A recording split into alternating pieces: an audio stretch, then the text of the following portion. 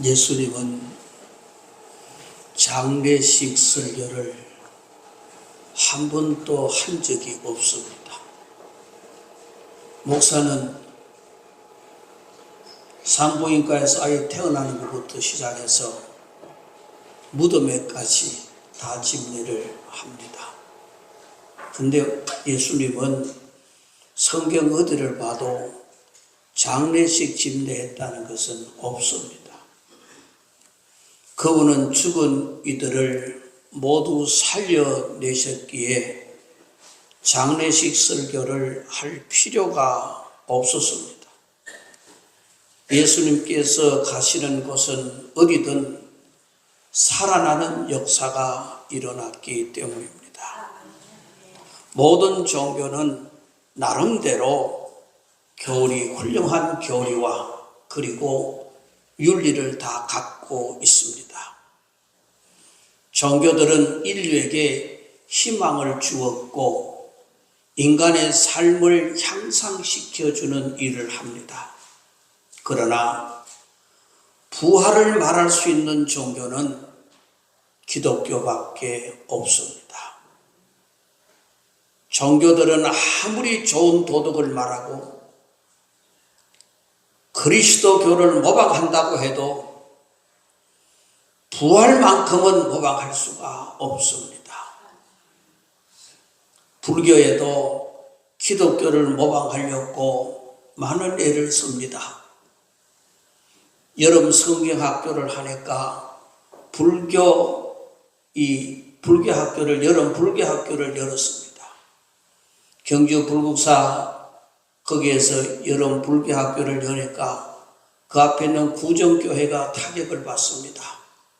여름 성경학교 학교를 가니까 불국사로 다 가버리는 겁니다. 그래서 아이들 포교하기 위해서 기독교를 따라 여름 불교학교를 하고 있습니다. 그리고 우리 기독교가 찬송으로 뜨거워지고 찬송으로 살아 역사하니까 참불가가 생기기 시작합니다. 그러나 그들은 대대적으로 행사하는 것이 뭡니까? 부처님 오신 날입니다. 석가탄신 날이 그날 우리는 너무 기분 좋아서 전교인이 수련회 갑니다. 어쨌든 이 탄생은 누구나 다 할 수 있지만은 그러나 절에 가서 부활절 한번 해보라 그러세요. 못합니다. 할 수가 없는 겁니다. 모방할 수가 없는 겁니다. 강물은 쉼없이 아래로 흘러갑니다. 강물이 있는 동안은 만물이 존재하는 동안은 강물은 계속 흘러내려갑니다. 인간 세상에 죽음이라는 것이 들어온 이래로 죽음은 강물처럼 끊임없이 계속 이어지는 것이 죽음입니다.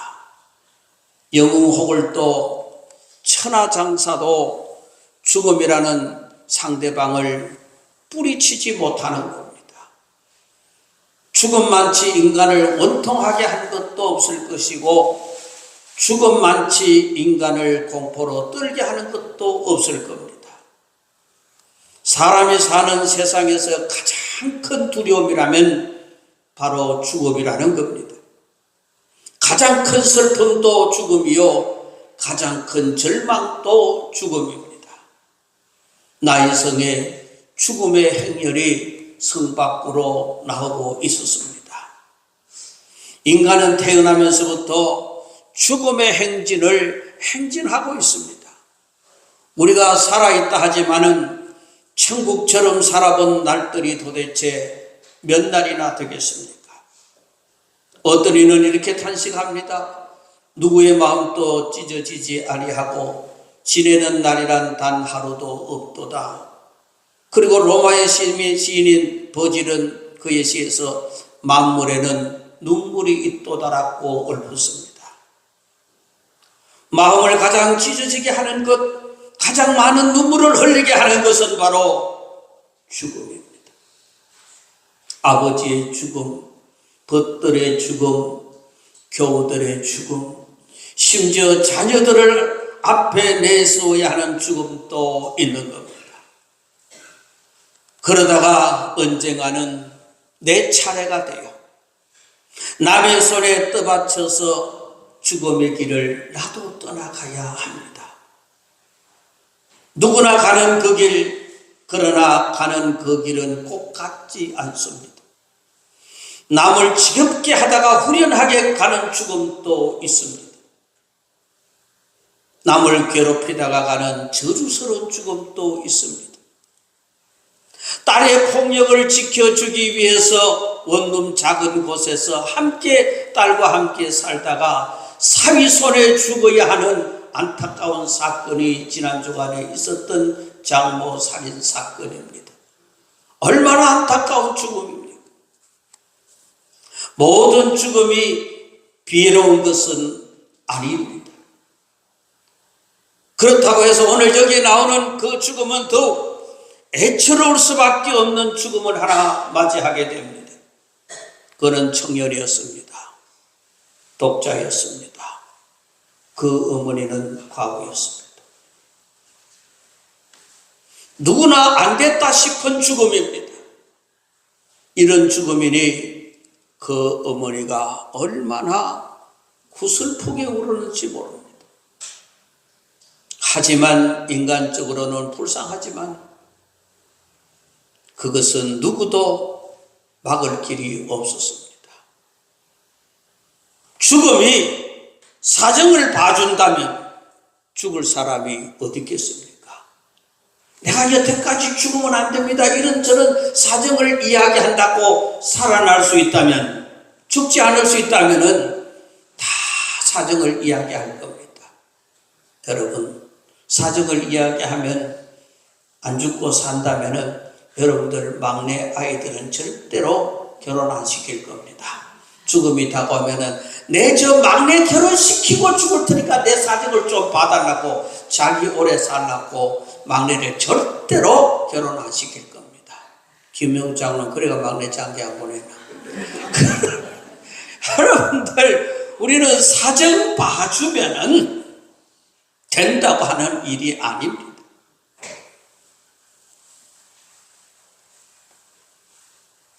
정말 우리는 죽음은 인정사정이 없고 그래서 인간 세상에서의 죽음은 더욱 비로운 것입니다.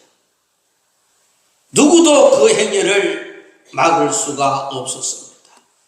난성 밖으로 나가는 죽음의 행렬, 그 행렬을 막았을 사람은 아무도 없었습니다. 군대의 힘, 돈의 위력, 권력, 아무도 막을 수 없습니다. 마음을 움직인 것 중에 눈물만큼 강한 게 어디 있겠습니까? 지나가는 세월을 누가 막을 수 있습니까? 제가 서울 송파에 있을 때 가락동 수산물시장 앞에 거기에 노인들이 모이는 그런 시설이 있었습니다. 한번 강의를 해달라고 해서 그 강의하러 갔는데요. 그러니까 노인들이 저를 쳐다보지도 않아요. 저 자기에게 부목사 나왔단다. 그러니까 뭐 목사와가 전도하겠지 뭐 하겠노 하면서 얼굴 뜰 생각도 안 합니다. 그래서 이 어른들을 얼굴을 들게 할 수 있는 방법이 뭘까? 그렇게 생각하다가 노래 한 자락을 했습니다. 가는 세월 그 누가 막을 수가 있나요? 이 노래를 싹 시작하니까 목사가 하나 왔다 했는데 찬송 안 부르고 이게 뭐야? 목사 맞나? 고개를 쳐드는 거예요. 그래 내가 혼자 부르려고 했는데 자기들 같이 부르라 그랬나요? 자기들도 그 노래 합창을 하면서 눈물을 훌쩍 흘리는 거예요. 그 이상 강의할 게 없어요. 가는 세월 막을 길이 없는 거예요. 죽음의 길을 막을 길이 없는 거예요.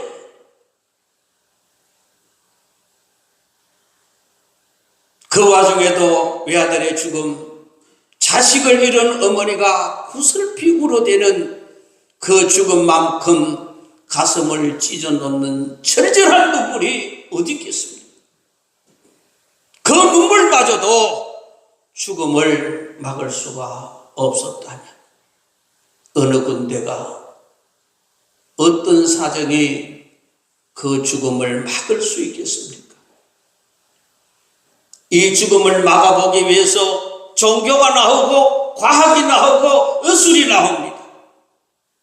고래에 미라라는 용법을 쓰기도 하고 불사약을 찾기도 하고 불로초를 찾아 헤매였지만은 아직도 이 죽음의 행렬을 막았던 자는 아무도 없습니다.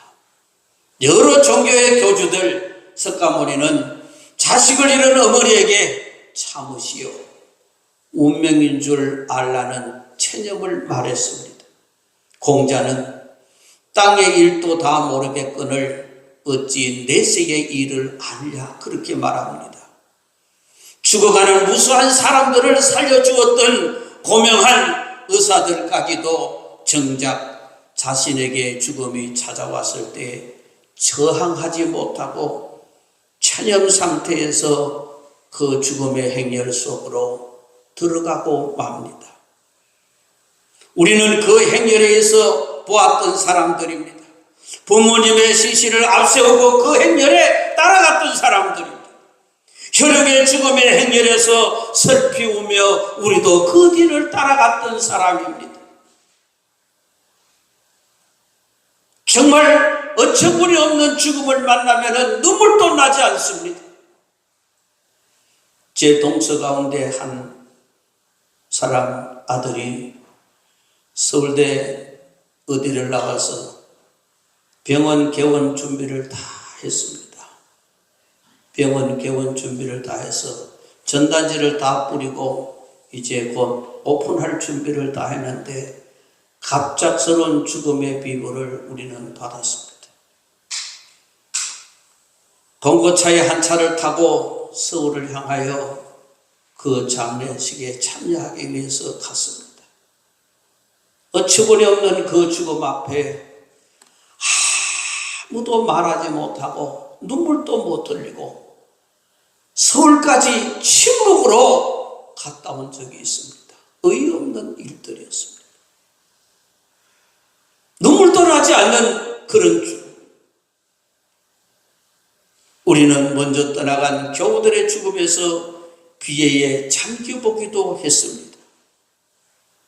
그리고 언젠가는 우리가 그 행렬의 가운데 있을 것이며 내 자녀가 행렬의 앞에서 우리의 사진을 들고 앞장서는 날이 찾아올 겁니다. 아무도 그 행렬을 막을 수가 없습니다. 예수님께서 그 끔찍한 행렬을 보셨던 겁니다. 젊은 아들을 앞세우고 있는 그 어머니, 일찍이 홀로 되어 그 아들 하나 믿고 수절하며 살아왔는데 그 아들이 죽었습니다.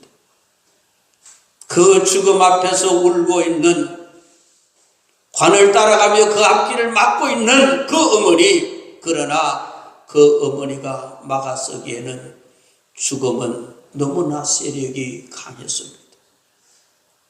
칼과 창으로도 막을 수 없었고 그 죽음의 길을 그 어머니가 무슨 재주로 막아설 수 있는 것입니까? 그러기에 여인은 할 수 있는 일은 원통하게 눈물 흘리며 우는 일밖에 없었습니다. 아무도 그 어머니를 달래줄 수가 없었습니다. 달래주기에는 너무도 큰 슬픔이었기 때문에 달래줄 사안이 아니었기에 사람들은 그 여자와 동행하는 것으로 여인에 대한 힘과 격려를 보내고 있었던 겁니다. 이때 여인의 앞으로 나선 분이 계셨습니다. 그분이 바로 예수 그리스도입니다. 예수님은 여인에게 가까이 가셔서 울지 말라고 위로했습니다. 죽음 앞에서 무슨 위로가 필요합니까? 그가 그 죽음의 행렬에 서 있는 사람들을 위로할 수 있을까? 그냥 우는 자와 함께 우는 것이 위로의 전부였습니다. 예수님은 그 앞에서 그 과부에게 울지 말라고 말씀합니다. 여러분, 유행가 가운데 그런 말이 있잖아요. 울지 마, 울긴 왜 울어? 그까지 그 사람 때문에. 그렇게 부르던 사람이 있는가 하면 또 한 사람, 저 아버지가 게을러서 이름도 짓다 말하는 사람이 있죠. 이남이. 그래서 앞에 이고 뒤에 이고 남자 하나만 지었어. 이남이. 그 사람이 모자 쓰고 고소연기라가 무슨 노래 불렀습니까? 울고 싶으라 이 마음 떠나보면 알 거야. 하나는 울지 말라 그러고 하나는 울고 말라. 어쩌란 말입니까 우리가? 울어야 됩니까? 울지 말아야 됩니까? 여러분, 울지 말라고 하는 이 말씀하시는 예수님은 그 눈물의 근원을 해결해 줄 수 있는 능력이 있었기 때문에 울지 말라고 하셨습니다. 그 여인의 울음은 자식이 죽음 때문에 우는 것이요, 그러므로 그 원인을, 죽음을 해결해 주면 울음이 그치게 되는 것입니다. 울지 말라고 하는 자신이 있는 분이고 생명의 주인이었기 때문에 울지 말라고 하셨습니다.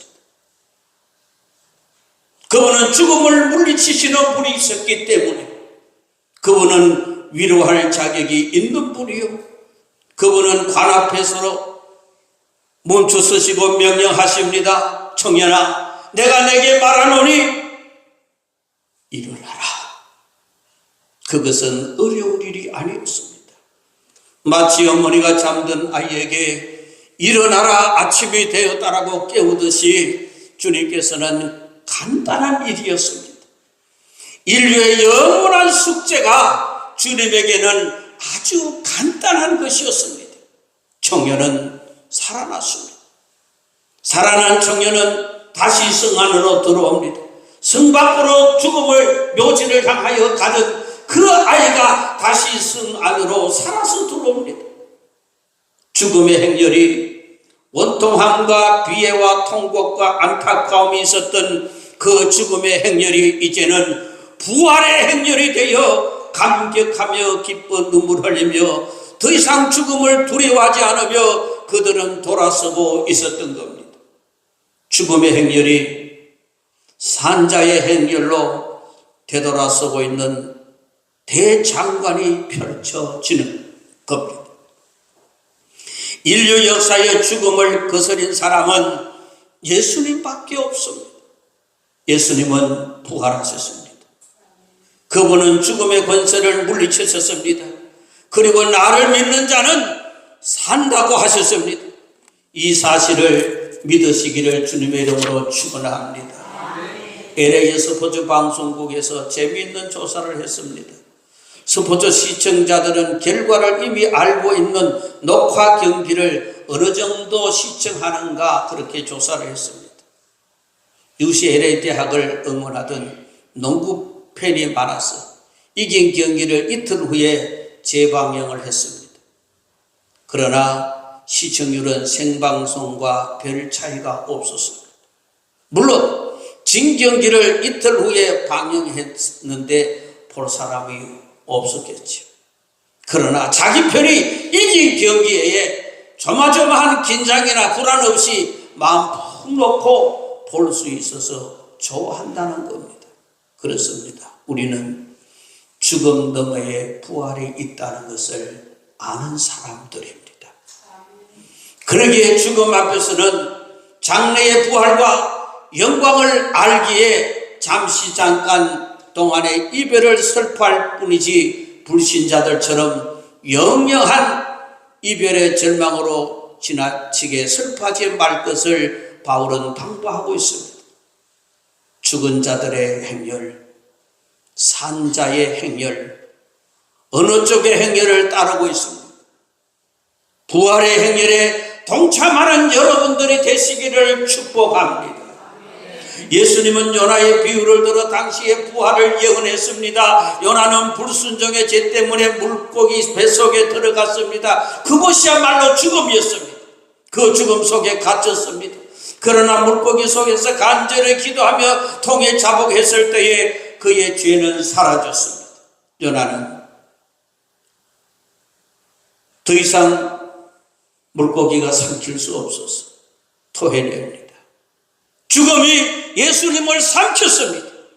십자가에 예수님은 구원을 얻는 인류의 죄를 다 뒤집어쓴 행색이었습니다. 그래서 죽음이 저를 덤석 삼켜버렸습니다. 삼키고 보니 그에게는 죄가 없었습니다.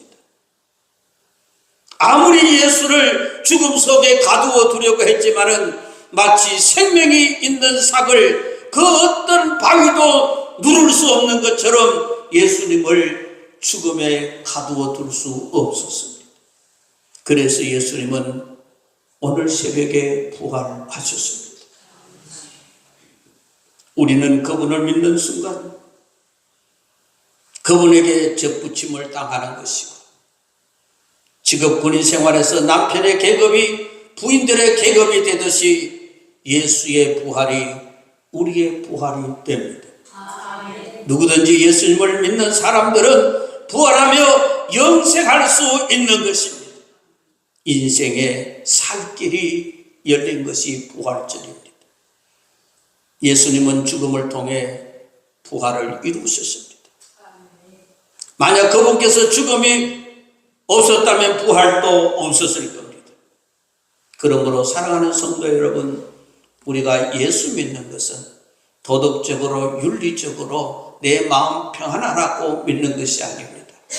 이 줄에 서는 것은 부활의 행렬에 서는 것이요, 이 줄에 서지 않은 사람은 사망의 행렬에 설 수밖에 없는 것입니다.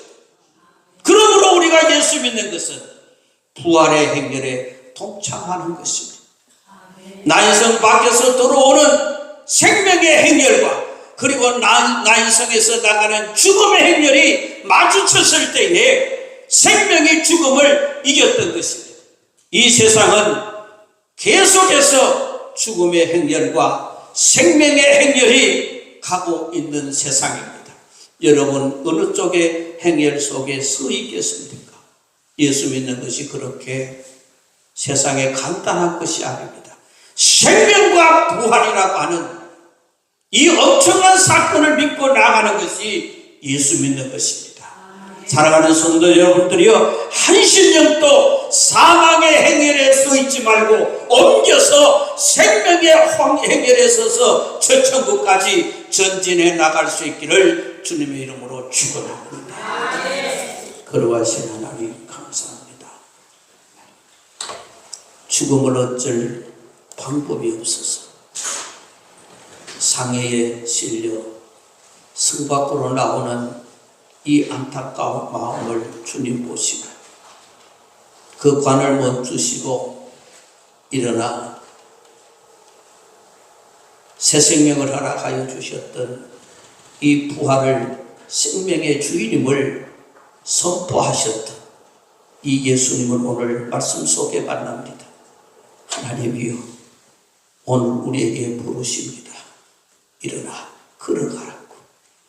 내 믿음이 죽지 말고 내 신앙이 죽지 말고 살아나라고 부활의 소식을 우리에게 주십니다. 모두가 살아나게 하여 주시옵소서. 죽음의 행렬을 모든 사람이 가야 됩니다. 죽음에서 죽음으로 끝나는 것이 아니라 죽음에서 부활로 살아날 수 있는 사랑하는 성도들이 되기 위해서 이 부활의 행렬에 한 걸음 한 걸음 동참할 수 있는 귀한 성도들이 다 되게 하여 주옵소서. 예수님 귀하신 이름으로 기도드리옵나이다.